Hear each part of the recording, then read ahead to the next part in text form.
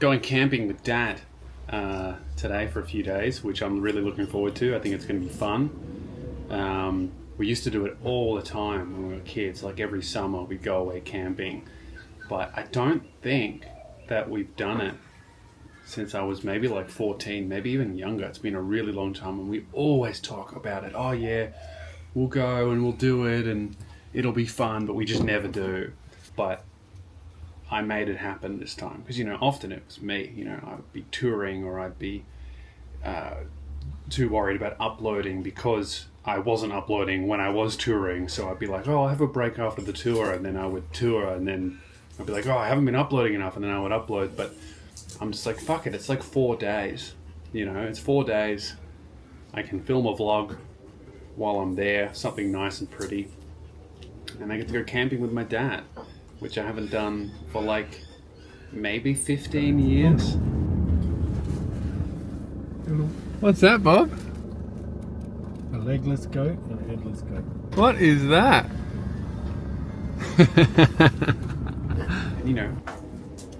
How many more camping trips with Dad will be left in my life? I'm turning 30 next year.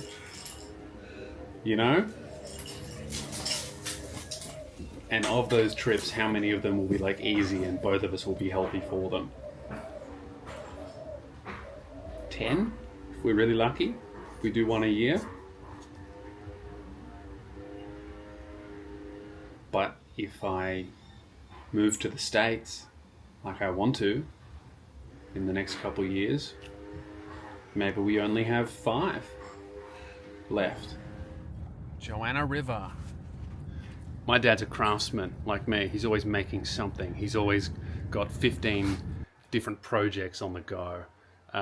He's gotten really into molding things, so he creates casts and molds of skulls and makes little statues, and he's got amazing bow and arrows that he's made himself, and swords and furniture, tables, just everything you can think of he's made, and houses too. He's a carpenter by trade, but I definitely get my creativeness from him, and my mother as well.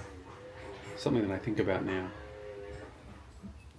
How many more times am I going to see the people that I love, who were there for me when I was a child? Already lost some. How many more times am I going to see the ones that impacted me so much? It's really made me go, like, if you really do the math on it, if you're like between the age of like 30 to 40, how many more times are you going to get to see your parents, your grandparents? When you really think about it and you do the math, you realize, oh, damn, way less than I kind of thought. What's that stat? By the time you're like 18, you've spent pretty much all the time that you're going to spend with your parents. Today was 15, tomorrow is going to be 16, Tuesday will be 16, and Wednesday will be 16. Chilly. No rain though. Tomorrow looks like it's going to be the best day. A bit of sun and a bit of cloud. Really makes you realize how quick time can go and how you can take it for granted if you don't intentionally decide not only to spend time with people that you care about, but also to, when you are spending time with them, to be present, to actually be there with them and to give them time and focus and love. Because man, I have lost people early, and I never want to feel that feeling of I wish they knew, or I wish I said, or I wish I did. I don't want to feel that again. It's tough. Speak! Speak! Don't do that. It's spoiling the tranquility. So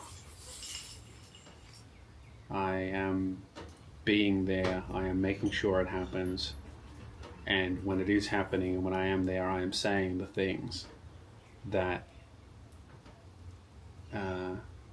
if I imagined them dying, I would regret not saying. And you'll love this fire. Once it keeps going, you just close the door and it just starts cooking like a volcano. See, it magically comes to life. Yeah, it's great. Yeah. And it actually gets cooking. This whole room bakes. So if someone wanted to write a book about you in 100 years, someone might come and visit your grandchildren, or your book might be in a comedy museum somewhere that was locked up in a box. If I'm lucky. If you're lucky. Well, you've got to think about it. Instead of sinking into the pain of heartbreak or the stress of being laid off or the grief of loss, if practicing detachment, the response might be, I wasn't expecting that plot twist. I wonder what's going to happen to our hero next. There is always a next scene, and that next scene may be one of great beauty and fulfillment. The hard times were the required setup to allow these new possibilities to come into being. The outcome is not the outcome. The darkness is not an endpoint, nor is the daylight. They live in a continually unfolding, mutually dependent cycle. Neither is bad or good. They simply exist.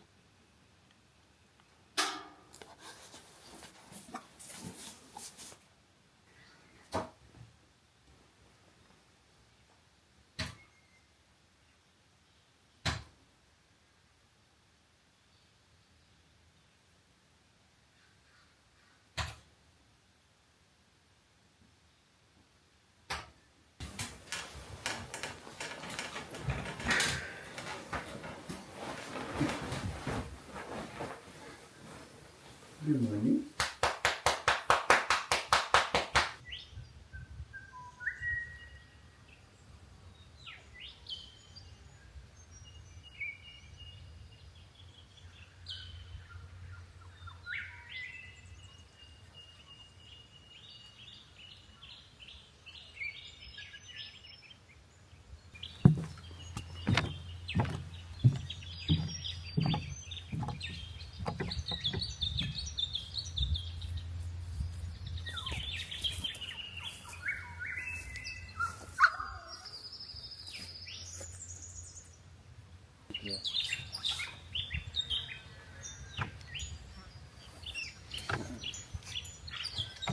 Hey!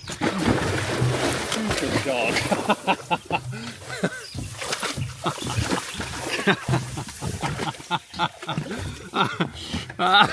You fucking idiot. Come on.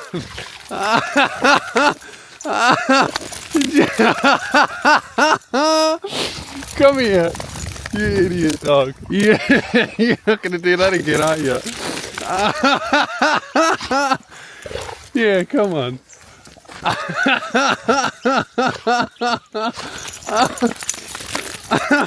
You fucking idiot. I can't believe I got that on film. Stupid dog.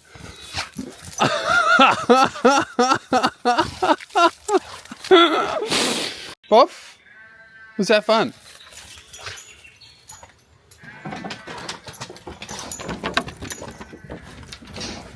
Don't come near me. It is absolutely beautiful here. It's so quiet, so peaceful. Nothing is happening, nothing is going on. The only thing I can hear is wind in the trees, birds, and every now and then I hear insects.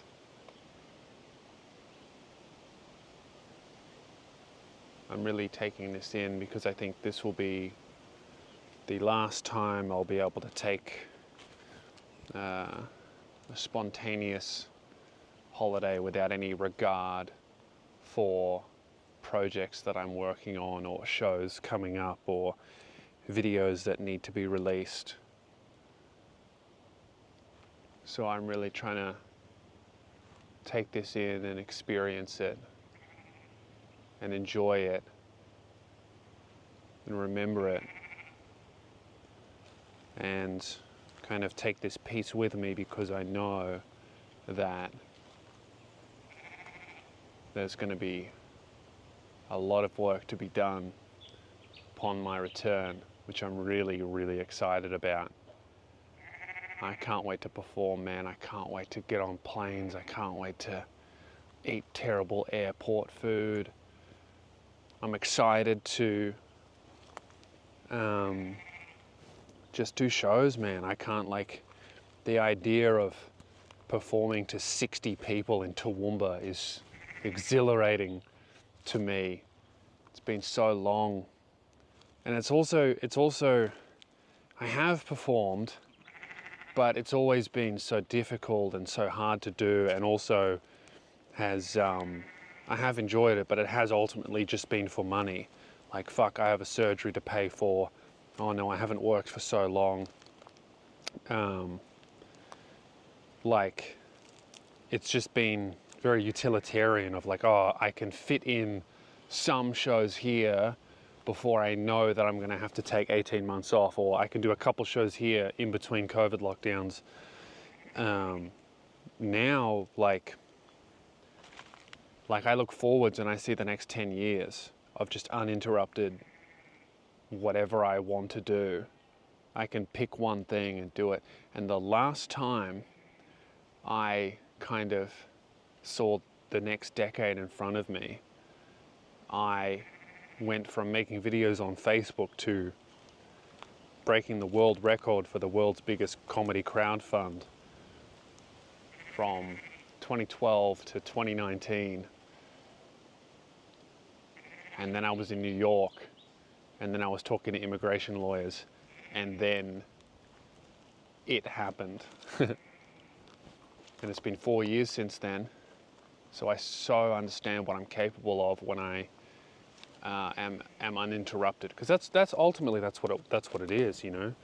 You have all of this skill and you have all this talent and drive, but if external circumstances interrupt that, it doesn't matter how good you are at what you do. It doesn't matter how powerful you are, how much money you have. If you get a brain tumor and die, you know, your $1 billion can't save you.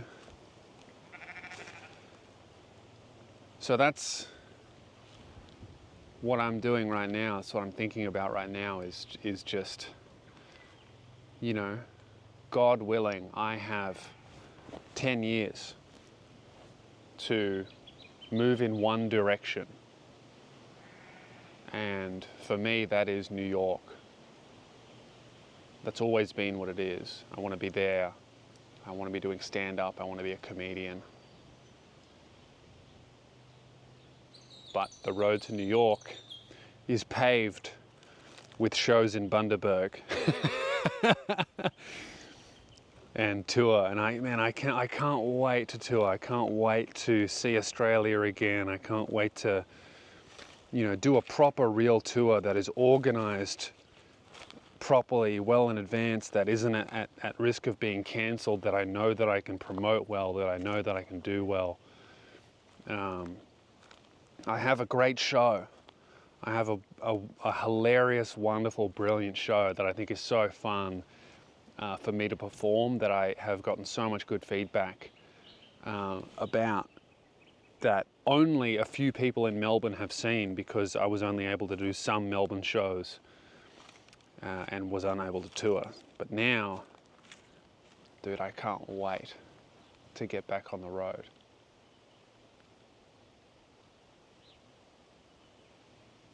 But before I do that, I'm very intentionally slowing down, stopping, experiencing, taking things in, and spending time with my dad. You know, we haven't done this since I was a teenager, maybe even earlier. And you know what's so funny? Like, doing this is so nostalgic. Like going somewhere in Australia, me and Dad, and whipping out the camera and filming. That is so nostalgic to me, because my first experiences filming stuff and making silly things was with Dad's camcorder that recorded to tape. I still have all of the tapes from when I would have been maybe 12 years old, maybe even younger. And I would run around with his camera in the woods and film comedy sketches and be stupid and create characters and just film dumb stuff. We still have all the tapes. I do need to digitize them someday so I can make a video with them. But in a way, my comedy, or my passion for creating comedy videos, started in the Australian bush camping with my dad. Because he had a camera and I liked being a dickhead. So this trip for me is a little bit like going back into my childhood a little bit, remembering that childlike desire to create for creation's sake, and bringing that home with me. Because when you're sick and when there's things going on at home that are really difficult and tough, but you still have to create, you know, you can, or even if things are going well, but you know, you need to pay bills, you have a mortgage, you know, it's your career now, so it goes from being this thing that you're passionate about. You can lose that and it can turn into just this thing that pays the bills, which it has never felt like for me, but it has absolutely felt like a chore that I had to do when I was so sick. Like, I was not enjoying it for a while. There were moments, and I always enjoyed performing on stage, but there were so many times where, like, making videos and just doing the day-to-day stuff was so difficult because I was so sick that I didn't like it at all. I dreaded it. But I think a lot of that was just my health. But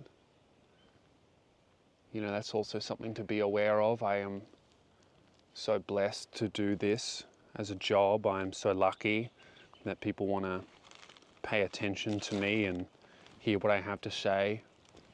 You know, watching me wandering around the woods by myself, talking to myself. Some people are like, oh, cool.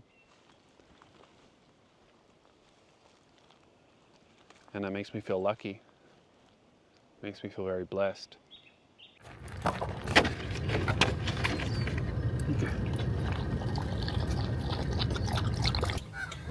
Dad's taking photos of flowers for Mum, which is a really good move.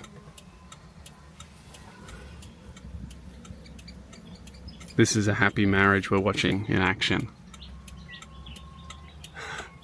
Stop it. Good marriage tips? Marriage tips? Yeah. Photos for my wife.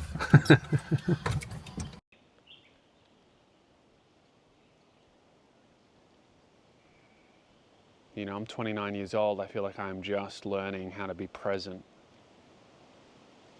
in what's happening right now. I'm not living 10 years in the future, which is a superpower of mine. I'm very good at long-term vision and moving towards that and executing that. But the downside of that is I'm not here. I'm where I think I'm going to be in 10 years. It's beautiful here, man. It's lovely. I just did a whole walk of the property and it's just gorgeous. I'm almost kicking myself for, you know, as much as I have traveled and as lucky as I am to do it, I've never really taken the time to like appreciate nature and outdoors and everything. It's just not been something that I've ever like really enjoyed or felt a need to do until like this year, really. Being stuck at home for 4 years will do that to you. Now I just want to, you know, be outside and see things as as seemingly mundane as a tree or leaves or birds, and just go, wow, look at that.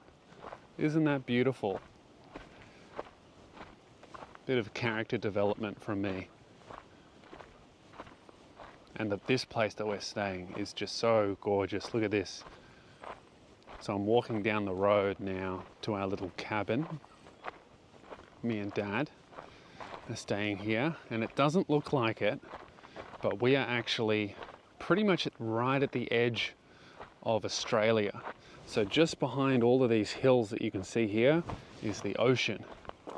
And when we're sitting on the balcony of the house here, if you pay attention and if you just listen, there's all of the noises that are happening, the wind, the bird, the bugs, some frogs. But underneath all of it, if you really listen, there's like a faint roar. And that roar is the ocean happening all the time because we're that close. It looks like we're in the middle of like mountainous hills in England or something, but we're actually almost at the beach.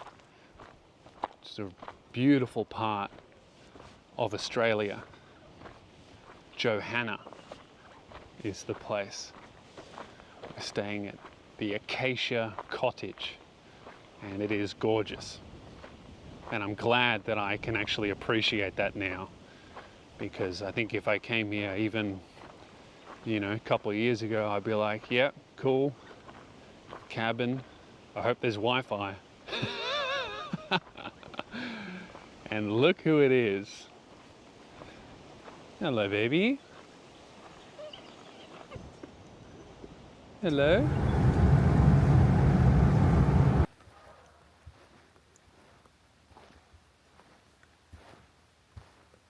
This is maybe the most beautiful thing I've ever seen. It's so quiet. There's a bunch of people in here, you can't hear them.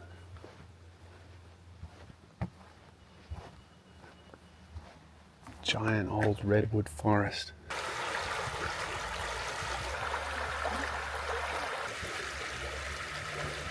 Now I have to get back over.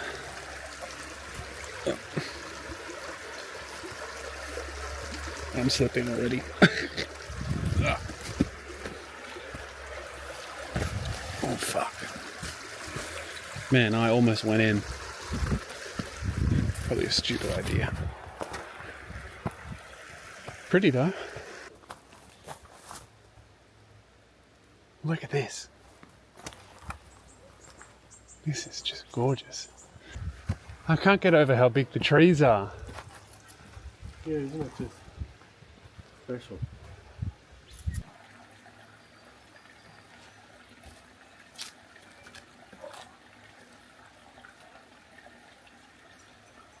You can have a drink. Oh.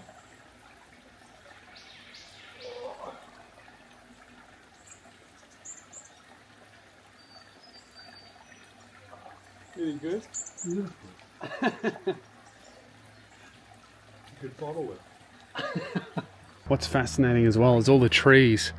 They know exactly where they are. So these trees in the middle, they have no branches on the side. None of these trees have branches.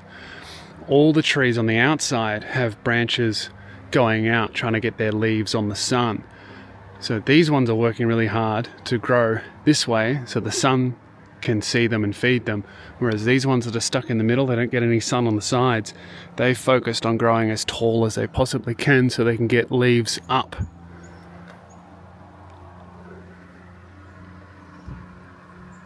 Beautiful how it all just works in harmony and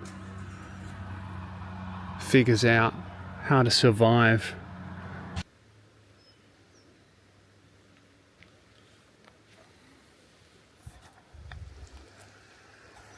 I can't believe it. It's beautiful. Just how tall the trees are and how old they are, and the story of the guy who planted them. Apparently he planted them intending to use them for wood to make money. But then they grew and they grew and they grew, and he fell in love with them, and he thought, I can't cut this down, it's too beautiful. And now in Australia we have our own little Redwood Forest. Even the ground is like beautiful to walk on. It's all padded and soft and brown. The bark of the trees are really soft as well to touch. They have a lot of give to them. Almost feel like soggy paperbark trees that we have in Australia. It's beautiful. All the trees have like other plants and things growing on and around them, moss and fern and things like that. There's no wind noise. It's fucking beautiful. Look at this.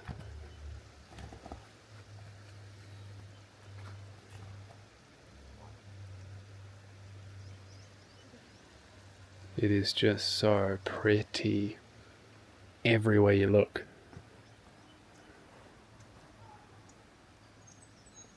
Man.